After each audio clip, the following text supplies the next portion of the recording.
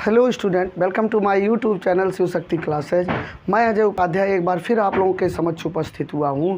तो देखिए, आज हम यह वीडियो पेट एग्ज़ाम के लिए बना रहे हैं, जिसमें हम प्रारंभिक रसायन विज्ञान को पढ़ेंगे और इसमें आज हम सूचक व एक्वारेजिया को पढ़ेंगे। देखिए, प्रत्येक कॉम्पिटिटिव एग्ज़ामों में लगभग सूचक से क्वेश्चन आता है और एक्वारेजिया भी कभी कभी पूछ लिया जाता है, तो यह एक इम्पॉर्टेंट टॉपिक होता है। तो आज हम सबसे पहले सूचक का अध्ययन करेंगे। तो देखिए, सूचक को इंग्लिश में इंडिकेटर कहते हैं। इंडिकेटर। तो देखिए, सूचक क्या होते हैं? सूचक वे पदार्थ होते हैं जिनके द्वारा हम किसी विलयन की अम्लीयता व क्षारीयता का पता लगाते हैं। सूचक वे पदार्थ होते हैं जिनके द्वारा किसी विलयन की अम्लीयता अथवा क्षारीयता का पता लग जाता है। मतलब कोई विलयन अम्लीय है या क्षारीय। जैसे कोई घोल लेकर आए, अब ये पूछा जाए यह अम्लीय है कि क्षारीय है, तो यह कैसे पता चलेगा? तो यह सूचकों के द्वारा पता चलता है। तो यही चीज़ होता है कि सूचक किसे कहते हैं। तो सूचक वे पदार्थ होते हैं जिनके द्वारा किसी विलयन की अम्लीयता अथवा क्षारीयता का पता चलता है। तो ये सूचक की परिभाषा हो गया। अब सूचक में क्वेश्चन कहाँ से आते हैं, इसके आगे चलेंगे। देखिए, ये तो डिफिनीशन हो गया। सूचक वे पदार्थ होते हैं जिनके द्वारा किसी विलयन की अम्लीयता अथवा क्षारीयता का पता चलता है। अब यहाँ पर सूचक के प्रकार देखिए। सूचक के प्रकार, तो देखिए, प्राप्ति स्रोत के आधार पर सूचक दो प्रकार के होते हैं। प्राप्ति स्रोत के आधार पर सूचक दो प्रकार के होते हैं। पहला जो होता है वो प्राकृतिक सूचक होता है। यहाँ से भी क्वेश्चन पूछा जाता है। प्राकृतिक सूचक होता है, सबसे ज़्यादा हमको लगता है यहीं से पूछा जाता है। दूसरा जो होता है सिंथेटिक सूचक, सिंथेटिक इंडिकेटर होता है। मतलब इसको हम लोग कृत्रिम बोलते हैं। कृत्रिम मतलब मानव निर्मित, कृत्रिम सूचक, इसको मानव निर्मित सूचक भी कह सकते हैं। तो सबसे पहले हम प्राकृतिक सूचक में पढ़ेंगे। सबसे पहला जो प्राकृतिक सूचक में हम लोग लिटमस, तो यहाँ पर इसको लिटमस पढ़ लीजिए। देखिए, यह बहुत इम्पॉर्टेंट होता है लिटमस। सबसे पहला चीज़ तो लिटमस प्राप्त कहाँ से होता है, यही पूछ लिया जाता है। तो लिटमस बाबूजी जो भैया जी, लिटमस जो होता है लिचेन नामक पौधे से प्राप्त होता है। कभी कभी यही चीज़ पूछ लिया जाता है। जो लिटमस पेपर है, ये लिटमस पेपर आता है जिसके द्वारा किसी विलयन की अम्लीयता और क्षारीयता का पता लगाते हैं हम लोग। तो वो कहाँ से प्राप्त होता है? वो लिचेन नामक पौधे से प्राप्त होता है। अब दूसरा जो इसमें है हल्दी। हल्दी एक प्राकृतिक सूचक है। अक्सर पूछा जाता है कि निम्न में प्राकृतिक सूचक कौन है। उसी में देगा टमाटर दे देगा, पालक दे देगा और कुछ दे देगा, और उसके बाद उसी में एक हल्दी दे देगा। तो इनको हल्दी भी एक प्राकृतिक सूचक है। देखिए, प्याज भी प्राकृतिक सूचक आता है। और पत्ता गोभी, लाल पत्ता गोभी, ये लाल पत्ता गोभी, हालांकि हम तो आज तक नहीं देखी लाल पत्ता गोभी, लेकिन होता होगा कहीं पर। मेन इसमें आप दो चीज़ याद रखिए, अक्सर यहीं से क्वेश्चन पूछता है। ये सब हमको नहीं लगता कि आपके पेट के एग्ज़ाम में पूछेगा, हालांकि हमने लिख दिया। और दूसरा चीज़ ये पूछता है कि लिटमस पेपर कहाँ से प्राप्त होता है।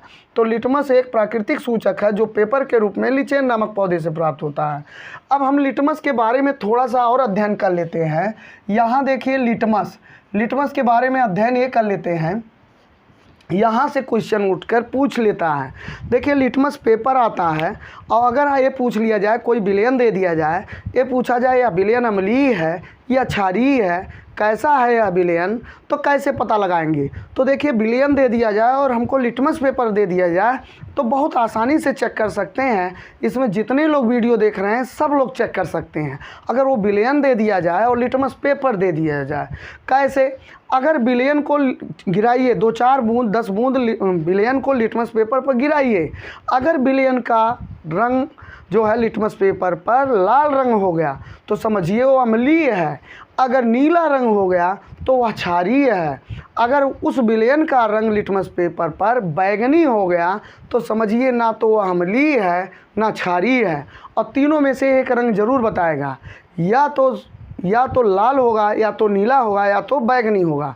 फिर से याद रखिए, अगर लिटमस पेपर का रंग लाल हो गया तो विलयन क्या हो जाएगा?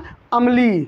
अगर नीला हो गया तो क्षारीय, बैगनी हो गया तो ना तो अम्लीय ना तो क्षारीय। यही क्वेश्चन उठा उठा के पूछता है।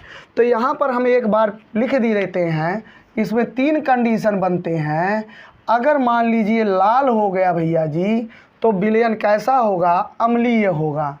अगर नीला हो गया, लिटमस पेपर का रंग नीला हो गया, जैसे लिटमस पेपर पर आप विलयन को चुआइए, गिराइए उसी पर, अगर उसका रंग नीला बता दिया तो ये क्षारीय हो जाएगा।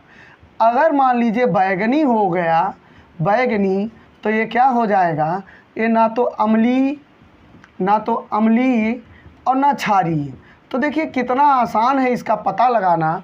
ठीक है, अब हम चलते हैं कृत्रिम सूचक के बारे में। बस यहाँ से क्वेश्चन उठता है, यहाँ से बहुत ज़्यादा क्वेश्चन पूछता है। तो यहाँ से क्वेश्चन पूछता है, इसको एकदम दिमाग में बैठा लीजिए, इसको एकदम मत भूलिए। अक्सर क्वेश्चन आ जाता है, केमिस्ट्री का ये बहुत इंपॉर्टेंट माना जाता है। या तो हल्दी पूछेगा तो लिटमस पेपर पूछेगा, कभी कभी कुछ सूचकों के नाम भी दे देता है और पूछता है कि इनमें कौन सा सूचक नहीं है। 3 सूचक दे देगा, उसमें से 1 ठू नहीं देगा और पूछेगा कौन सा सूचक नहीं है। तो कुछ सूचकों के नाम भी आप देख सकते हैं। एक सूचक होता है फिनाल्फथेलीन, फिनाल्फ, ऐसे पहले पढ़ो, फिनाल्फथेलीन। इनका नाम कठिन नहीं है, केवल लगता है, तोड़ तोड़ कर पढ़िए तो एकदम आसानी से पढ़ ले जाएंगे। दूसरा देखिए मेथिल ऑरेंज, मेथिल ऑरेंज। तो हालांकि पेट के लिए आप पढ़ रहे हैं इतना बहुत है, हम लिखने के लिए तो लिख दे रहे हैं, मेथिल रेड भी लिख दे रहे हैं, लेकिन आप खाली इतने तैयार रखिए, थाइमोल ब्लू, आप इतने याद रखिए। लिटमस याद कर लीजिए, हल्दी याद कर लीजिए और फिनाल्फथेलीन का नाम याद रख लीजिए। ये सब लिटमस के नाम हैं। तो देखिए आज हमारा ये जो सूचक का है ये तो समाप्त हो गया। अब एक चीज़ और हमको पढ़ना है अभी, एक्वारेजिया से भी देखा गया है बीच बीच में, कभी कभी कॉम्पिटिटिव एग्जामों में, कुछ कॉम्पिटिटिव एग्जामों में बीच में ऐसे क्वेश्चन पूछ लेता है। एक छोटा सा टॉपिक है, उसको देख लीजिए और आपके लिए भी ज़रूरी है, व्यवहारिक जीवन में भी जानने के लिए वो ज़रूरी है। अब यहाँ पर हम लोग पढ़ेंगे एक्वारेजिया। तो एक्वारेजिया देखिए क्या होता है, एक्वारेजिया, सॉरी, इसको हिंदी में अम्लराज बोलते हैं। तो इसको पहले हम हिंदी में लिखते हैं अम्लराज। एक्वारेजिया, इंग्लिश में एक्वारेजिया। अक्सर इसका इंग्लिश नाम हिंदी में लोग यूज करते हैं, हिंदी में लिखते हैं। तो हम लोग एक बार एक्वारेजिया ऐसे हिंदी में भी लिख लेते हैं, एक्वारेजिया। तो देखिए एक्वारेजिया क्या होता है, बहुत इंपॉर्टेंट टॉपिक ये भी होता है। ये सांद्र HCl और सांद्र HNO3 का ताज़ा मिश्रण होता है। 3 भाग सांद्र HCl और 1 भाग सांद्र HNO3 का ताज़ा मिश्रण होता है, जो सोने, चांदी व प्लेटिनम इत्यादि को आसानी से गला सकता है। फिर से सुनिए, एक्वारेजिया 3 भाग सांद्र HCl माने हाइड्रोक्लोरिक अम्ल तथा 1 भाग HNO3 का मतलब नाइट्रिक अम्ल का ताज़ा मिश्रण होता है, जो सोने, चांदी व प्लेटिनम को आसानी से गला सकता है। तो यहाँ पर हम लिख रहे हैं 3 भाग क्या रहेगा, देखिए 3 भाग HCl। तो ऐसे हम HCl लिख रहे हैं, ये कितने भाग रहेगा, ये 3 भाग रहेगा, 3 भाग। और देखिए, और सांद्र HCl होना चाहिए, HCl सांद्र होना चाहिए। और 1 भाग HNO3 ये भी सांद्र होना चाहिए। तो इसके सामने भी हम सांद्र लिख दे रहे हैं, 1 भाग HNO3। ध्यान में रखिए, इसमें सांद्र आपको याद करना पड़ेगा, दोनों सांद्र होते हैं। 1 भाग होता है सांद्र HNO3 का ताज़ा मिश्रण। ये कैसा होता है, ताज़ा मिश्रण होता है, ताज़ा मिश्रण माने तुरंत मिलाइए तभी एक्वारेजिया माना जाएगा। ठीक है, इसी को क्या बोलते हैं, एक्वारेजिया या अम्लराज। तो देखिए यही होता है एक्वारेजिया, ताज़ा मिश्रण होता है, याद रखिए, ताज़ा, तुरंत का तुरंत मिलाया गया। तो ये सोने और चांदी को क्या कर सकता है, ये जो एक्वारेजिया है ये सोने व चांदी व प्लेटिनम को आसानी से गला सकता है। प्लेटिनम बहुत हार्ड पदार्थ है, तो देखिए उनको आसानी से गला सकता है ये एक्वारेजिया। तो यहाँ पर इसकी बात, आप पहली बात तो एक चीज़ और समझ लीजिए, जैसे गांव में जो आते हैं, बहुत से लोग आते हैं, कहते हैं, तमाम जो गंवार औरतें होती हैं गांव में अक्सर आ जाते हैं, शहरों में भी देखते हैं गंवार औरत है तो उनके पास पहुँच जाते हैं, कहते हैं सोने और चांदी को फ्री में साफ़ करा लीजिए। तो पता चला उनके घर कौन न्योता पड़ा है, कहानी हाँ हमारा तो पुराना है, लाओ साफ़ करा लें, खूब चमकने लगेगा। अब वो फ्री में साफ़ करने के लिए बोलता है। इतना नहीं, कहते हैं दीदी तब फ्री में साफ़ करा ले तो एकदम फ्री में साफ़ कर दे, चल रहा है देता है ना कुछ दी है। देखिए ये क्या करती हैं, वो औरतें तुरंत अपने जेवरात को ले आकर वो ताज़ा साफ़ कराने लगती हैं। और वो तुरंत उनके कैसे साफ़ करता है, 3 भाग सांद्र HCl और 1 भाग HNO3 को तुरंत मिलाएगा। 3 भाग सांद्र HCl और 1 भाग HNO3 को तुरंत मिलाएगा और उनके जेवर को क्या करेगा, उनके जो जेवरात हैं उनको साफ़ करेगा। ऑटोमेटिक वो साफ़ हो जाते हैं, लेकिन उन साफ़ हो जाते हैं। साफ़ होने का मतलब उसमें से ज़रूर 1 ग्राम 2 ग्राम जैसा भी होता है वो एक्वारेजिया में उनके सोने का अंश या चांदी का अंश चला जाता है। ठीक, और उस एक्वारेजिया से सोना और चांदी निकालना उनके बाएं हाथ का खेल है, बाएं और दाएं हाथ का दोनों का खेल है। जान लीजिए दूध से मक्खन निकालना तो कठिन काम है, लेकिन एक्वारेजिया से सोना चांदी निकालना बहुत आसान है। पता चला दिन भर में अगर एक गंवार औरत मिल गई तब भी उनका 5 से 10 हज़ार रुपया आसानी से बन गया। ठीक है, बहुत अच्छे से उनकी कमाई हो गई। तो यही एक्वारेजिया होता है। एक्वारेजिया सांद्र HCl और सांद्र HNO3 का ताज़ा मिश्रण होता है जो सोने व चांदी को बहुत आसानी से गला देता है। अब यहाँ पर एक चीज़ और, आज बार बार सांद्र देख रहे हैं। देखिए कोई भी एसिड है या कोई भी क्षार है, जो भी है 2 टाइप का होता है, एक तन होता है, एक सांद्र होता है। तन को डाइल्यूट और सांद्र को कंसंट्रेट इंग्लिश में बोलते हैं।